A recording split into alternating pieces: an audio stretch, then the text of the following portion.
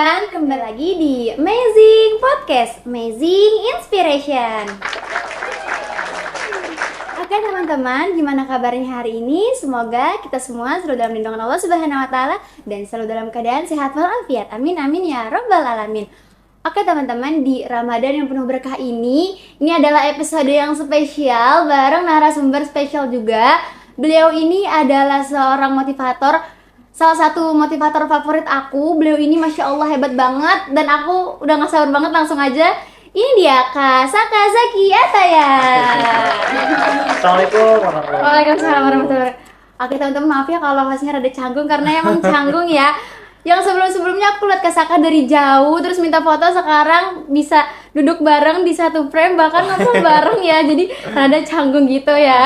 Oke, kita mau santai aja teman-teman ya. Oke Kak Saka, gimana kabar hari ini? Alhamdulillah luar biasa. Lapar, haus? Wah itu bang biasa. Udah biasa, lancar ya puasanya ya. Lancar. Alhamdulillahirrahmanirrahim. Oke Kak Saka, sebelum kita ke perbincangan yang lumayan panjang nanti ya, boleh kan aku tanya-tanya dulu, kapan lagi teman-teman kita wawancara seorang Kak Saka kan? Kapan lagi gitu kan? Oke.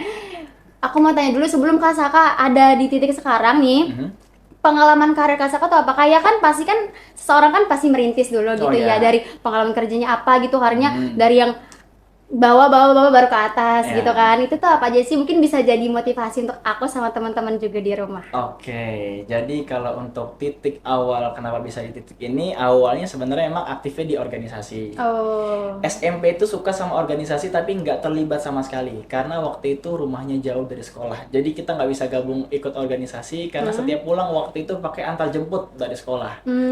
SMK itu udah nyalonin jadi ketua OSIS di kelas 10. Dan ternyata kepilih.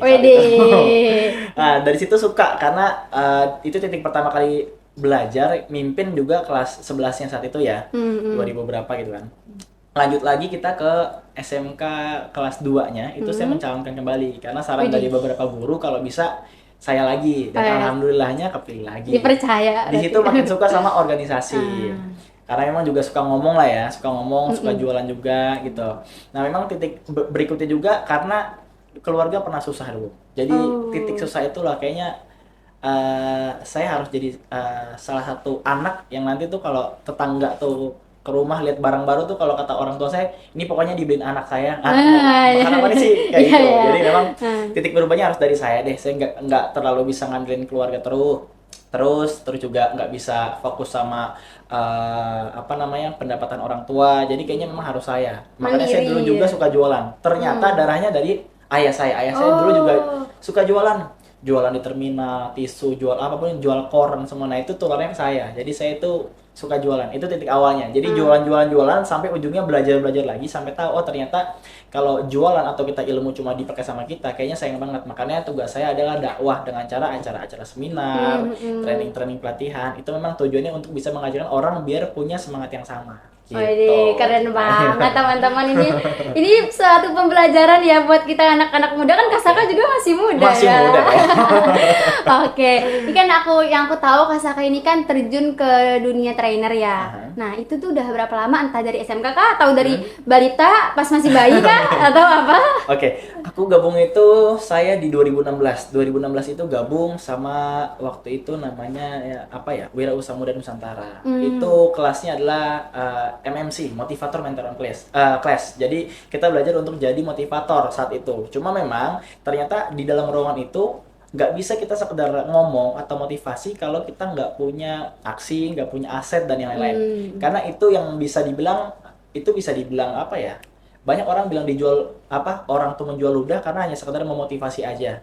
Meskipun kalau versi saya itu nggak salah-salah juga. Motivasi itu ya bebas-bebas aja selagi bisa memotivasi orang.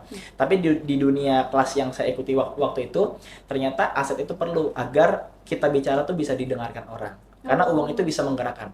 Orang tuh kalau kita miskin, kita bilang, lu mau nggak kaya? Kalau mau kaya, lu tugasnya sholat tahajud deh sama sholat duha. Kemungkinan kecil dia ikut karena kita miskin. Tapi kalau kita kaya, orang tuh bisa nurut sama kita. Oh ternyata ini orang bisa kaya karena tahajudnya karena duhanya ya. Nah, jadi uang itu punya power yang begitu besar sehingga kayaknya apa namanya di dunia trainer tuh bagus. Jadi saya waktu itu gabung memang belum punya aset apapun. Jadi pelan-pelan belajar, nabung aset. Jadi di titik ini alhamdulillah ada beberapa bisnis juga yang udah jalan. Jadi ya itu sih. Jadi titik awal gabungnya itu udah dari 2016 sampai sekarang 2025. Itu Widih. udah sekitar 9 tahun lah ya. Keren. 9 tahun. Kamu 10 tahun ya. Iya. Widih. Oke. Kan pasti sekarang aku lihat nih Kak Saka ini Masya Allah udah sukses banget kan ya. Amin. Udah Masya Allah banget itu. Nah pasti kan setiap orang sukses ini kan ada fase dimana jatuhnya, Betul. terus gagalnya tuh pasti ada kan. Betul. Gak mungkin gak ada.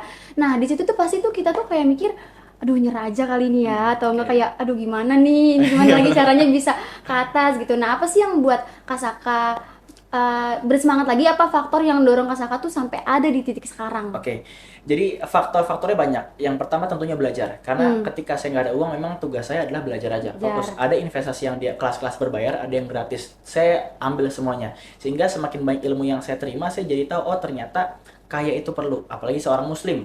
Ternyata Rasulullah itu tidak mengajarkan miskin, Iya. karena Rasulullah kaya dan 4 sahabatnya pun kaya. Rasulullah cuma mengajarkan cara bagaimana hidup sederhana, cara bagaimana kalau diuji sama orang, kalau dijahatin orang, dizolomin, sekedar seperti itu aja. Jadi saya jadi tahu oh ternyata memang Islam itu harus kaya. Iya kaya. Gitu. Jadi memang itu dorongan saya kenapa tetap ada di titik ini, karena memang fase naik turun itu pasti ada. Dan karena belajar itulah saya ketika nemu ada hal yang turun kayak waktu Covid. Wih, saya 2016 gabung. Covid udah nggak ada acara, sekolah libur dan yang lain. Tapi saya tahu karena saya belajar, jadi saya tahu ternyata gagal itu bukan soal salah atau kalah. Gagal itu saat kita berhenti aja. Jadi tugasnya jangan pernah berhenti aja.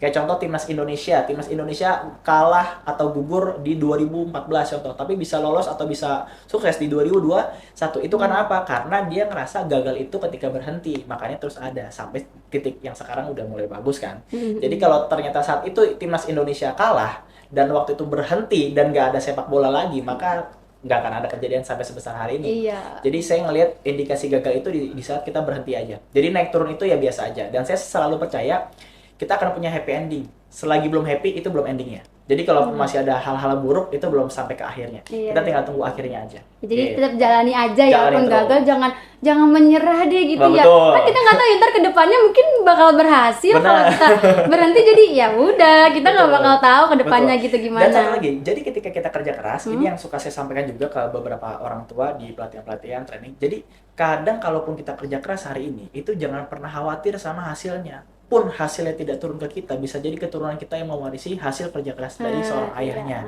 Jadi ada seorang ibu di Jawa Timur, ibu dan ayah ya. Orang tua ini dia kerja keras mati-matian, ikhlas buat besarin anaknya.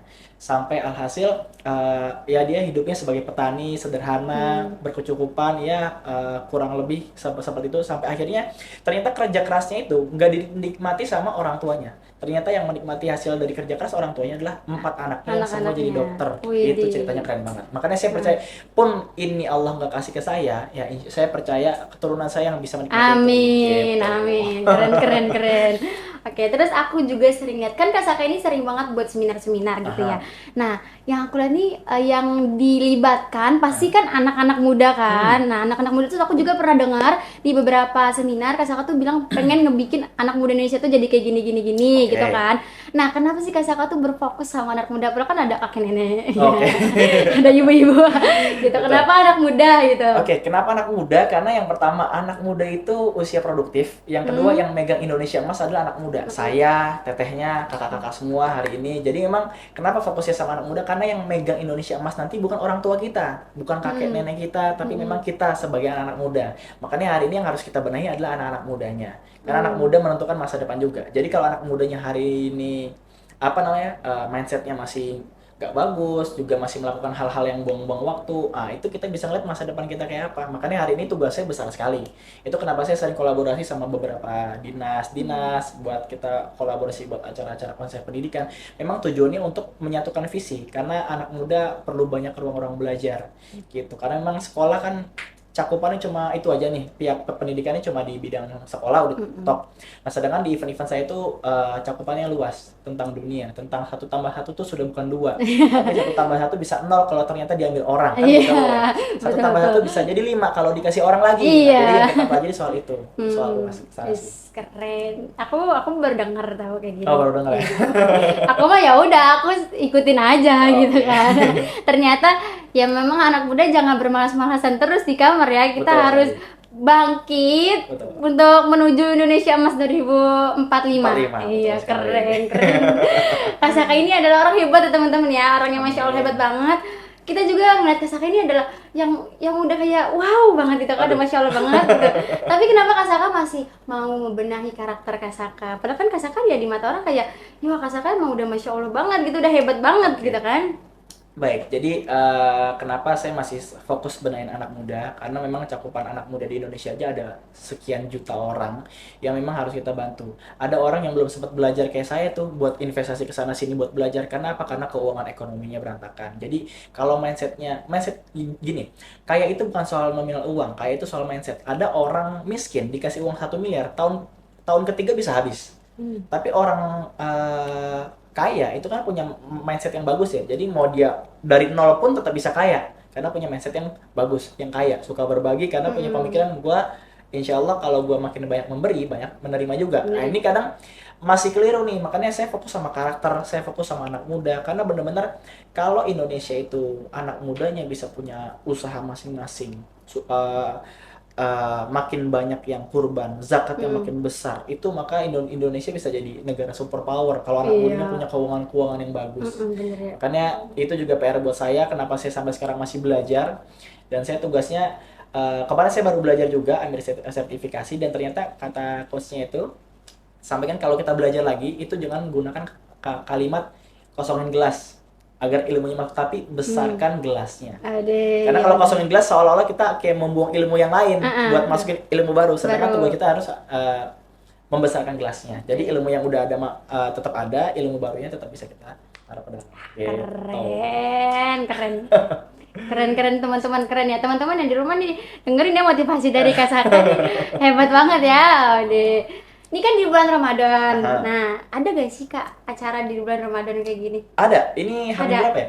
Jadi hari Sabtu besok tanggal 22 ya, tanggal 22 Maret ya, Maret 2025 kita ada acara di auditorium Sekda, Sekretaris Daerah di Pemda Bogor. Oh, catat teman-teman ya. Catat. Ya, kita akan belajar bersama buat karakter anak muda. Kak Saka jadinya juga. Jadi pembicaranya. Jadi speaker juga di sana. Wih, keren ya. Teman-teman semoga bisa datang ya. Siap, hadir. Aku juga nanti hadir. Pasti hadir ya. Hadir ya berarti. Hadir dong. Oke Kakak Saka, terima kasih banyak ini udah mau berbagi motivasi sama aku. Kita berbincang-bincang. Keren banget ya. Ini adalah tamparan juga untuk diri aku karena aku juga suka kadang-kadang masih bermalas-malas ya, anak muda. Tapi ya insya Allah bisa gitulah ya. Kita pelan-pelan kita bangun, jangan malas-malasan lagi, jangan di kamar terus. Kita gali di mana potensi kita, kan kita harus gali ya Kak ya. Betul sekali. Kalau kita kayak diem aja nih potensi aku di mana ya, aku nggak tahu. Ya jadi kita harus gali teman-teman ya, kayak Kak Saka dulu dari dulu suka berorganisasi, jualan gini, lama-lama jadinya gini gitu kan. Oke Kak Saka, aku mau Kak Saka kasih pesan-pesan untuk teman-teman. Buat teman-teman yang mau mulai bisnis atau buat teman-teman yang takut gagal, coba Kak Saka kasih pesan-pesan untuk teman-teman. Tugas teman-teman yang mau mulai usaha bisnis itu mulai dari langkah kecil dan jangan pernah takut gagal. Jadi tanam di mindset itu sama kayak saya. Jadi kita tuh akan punya happy ending. Selagi belum happy itu belum endingnya. Jadi kalaupun bisnis bangkrut itu biasa aja. Karena semua yang besar hari ini dulunya kecil. Semua yang kaya hari ini dulunya sederhana juga. Jadi nggak ada yang salah. Tangga ke-17 itu bisa kita capai dari tangga pertama. Apalagi tangga ke-100 dan 1000. Jadi mulai dari langkah pertama aja. Asik, gitu. Keren. Catat ya teman-teman tuh. Di record. Biar ingat selalu dimanapun dan kapanpun. Aku Kak Saka terima kasih banyak ya. Ini masih rada canggung ya, jadi maklum ya. Nih aku ngobrol sama Kak Saka. Oke, terima kasih banyak udah sempetin waktu datang ke sini ngobrol sama aku, sama teman-teman juga di rumah. Ya, jangan lupa teman-teman nanti hari Sabtu kalau bisa datang kita sama-sama belajar sama Kak Saka ya. Siap. Oke teman-teman, terima kasih. Terima kasih juga Kak Saka ya. Sama-sama. Boleh kita kita tagline dulu. Aku bilang inspirasi anak negeri, Kak Saka jawab amazing inspiration. Amazing inspiration. Ya, oke? Siap. Oke, teman-teman. Inspirasi anak negeri, amazing inspiration. Bye teman-teman.